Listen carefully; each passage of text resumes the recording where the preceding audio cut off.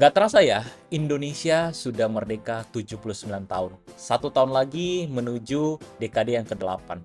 Tapi pertanyaan yang paling umum dan klasik, apakah pengusaha online Indonesia betul-betul bisa merdeka di tanah Indonesia yang tercinta ini? Apa harapan pengusaha online buat pemerintah di ulang tahun Indonesia yang ke-79 tahun ini? Let's find out. Saya percaya bahwa di balik bisnis yang sukses, ada CEO yang hebat. Di balik organisasi yang besar, tentunya ada ketua organisasi yang memiliki kapasitas yang besar. Dan di negara yang memiliki ekonomi digital yang maju, tentunya ada peranan pemerintah yang mensupport ekonomi digital bisa lebih berkembang lagi. Di Indonesia, berdasarkan data dari Statista Market Insight mengatakan bahwa pengguna e-commerce Indonesia itu sudah menyentuh 178 juta orang. Ini menunjukkan bahwa pertumbuhan ekonomi yang sangat pesat dan terus bertambah secara signifikan setiap tahunnya. Tetapi dengan kemajuan perkembangan e-commerce Indonesia, tentunya masih banyak harapan-harapan pengusaha online Indonesia yang belum terwujud. Apa harapan-harapan itu? Mari kita bahas. Harapan pertama menurut saya yang sangat penting adalah regulasi. Regulasi ini memiliki peranan yang sangat penting untuk kemajuan ekonomi digital Indonesia. Dengan adanya regulasi yang sehat, tentunya ekosistem bisnis online di Indonesia juga akan jauh lebih sehat. Tapi terkadang regulasi yang dibuat oleh pemerintah justru tidak menguntungkan pengusaha online di Indonesia. Saya banyak sekali menjumpai banyak UMKM ataupun pengusaha online Indonesia yang mengeluh terhadap susahnya mengurus izin, birokrasi yang berbelit-belit, dan juga tentunya pajak yang sangat tinggi yang membebani pengusaha online di Indonesia. Belum lagi masalah regulasi yang tidak jelas dengan barang impor yang masuk ke Indonesia. Tentunya ini akan sangat menekan pengusaha UMKM yang ada di Indonesia. Menurut saya, pemerintah Indonesia harus terus menjunjung tinggi yang namanya meritokrasi, di mana the right man in the right place. Pemerintah Indonesia harus memilih orang-orang yang tepat yang berada di sektor digital Indonesia, agar orang-orang tersebut memiliki kompetensi yang cukup untuk bisa memajukan ekonomi digital Indonesia. Dengan the right man in the right place, atau orang yang tepat di tempat yang tepat, maka regulasi, birokrasi yang berbelit-belit, pajak yang membebani penjual itu dapat ditekan. Sehingga apa? Sehingga pengusaha online Indonesia bisa terus bertumbuh dan tidak merasa asing di negara sendiri. Jangan sampai regulasi pemerintah Indonesia mengenyangkan pihak asing dengan cara memeras bangsa sendiri. Harapan kedua bagi pengusaha online Indonesia untuk pemerintah adalah infrastruktur internet yang harusnya bisa lebih merata. Salah satu tantangan terbesar di bangsa kita atau di negara kita adalah Indonesia memiliki 17.000 pulau yang tersebar dari Sabang sampai Merauke.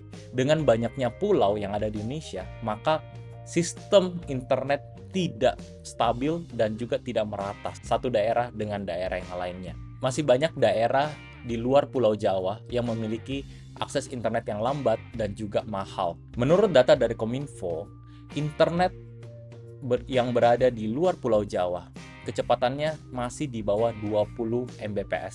Ini menunjukkan bahwa masih adanya kesenjangan kecepatan internet yang ada di Pulau Jawa dan juga di luar Pulau Jawa. Harapan saya, pemerintah Indonesia bisa terus menggenjot pertumbuhan infrastruktur internet yang ada di Indonesia. Salah satu kabar bahagia menurut saya adalah Starlink yang sudah bekerja sama dengan pihak Indonesia.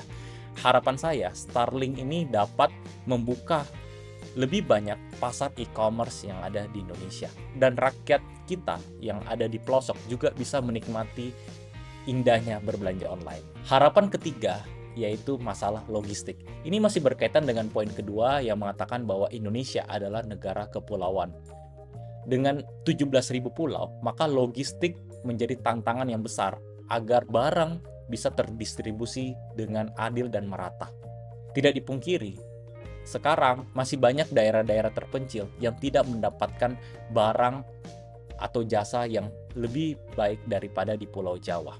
Menurut data dan riset Kamar Dagang dan Industri atau Kadin Indonesia mengatakan bahwa biaya logistik kita itu masih 24% dari total PDB kita. Ini merupakan salah satu yang tertinggi di dunia.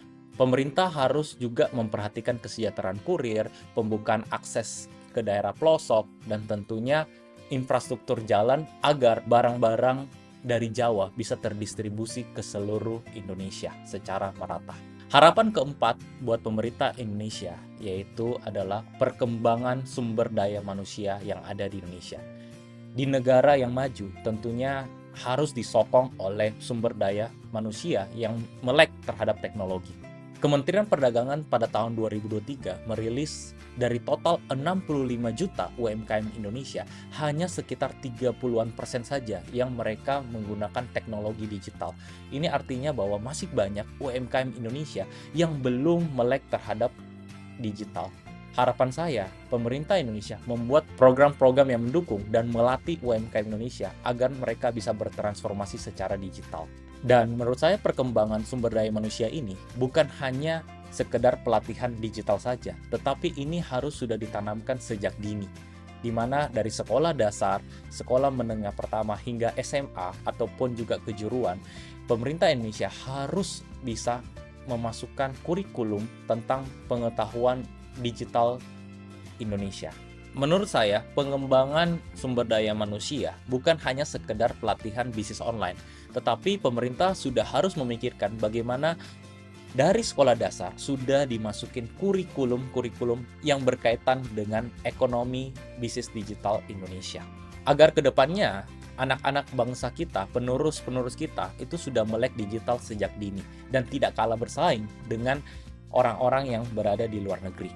Yang terakhir, harapan kita buat pemerintah adalah pemerintah juga harus membangun ekosistem bisnis online Indonesia yang ramah lingkungan. Direktur Sahabat Lingkungan Satrio Wiweko saat dihubungi oleh pihak RRI mengatakan bahwa Indonesia itu berada di urutan kelima penghasil sampah terbesar di dunia. Dan mirisnya adalah e-commerce juga menyumbang cukup besar sampah plastik yang ada di Indonesia ini. Harapan saya pemerintah Indonesia juga bisa membuat regulasi dan juga membuat aturan agar pertumbuhan e-commerce Indonesia tidak merugikan dari sektor alam dan anak cucu kita juga bisa menikmati keindahan alam yang ada di Indonesia. Itu harapan besar kita buat bangsa kita di usia ke-79 tahun. Semoga 5 harapan saya dan juga pengusaha online Indonesia didengarkan oleh pemerintah. Karena pertumbuhan ekonomi Indonesia itu tidak lepas dari UMKM. Dan UMKM jika mau bertahan dari gempuran globalisasi adalah mereka harus bisa bertransformasi secara digital. Sekian dari video saya, semoga ini bisa membantu dan juga bisa mencerahkan teman-teman semua, dan kita tutup dengan salam hebat luar biasa.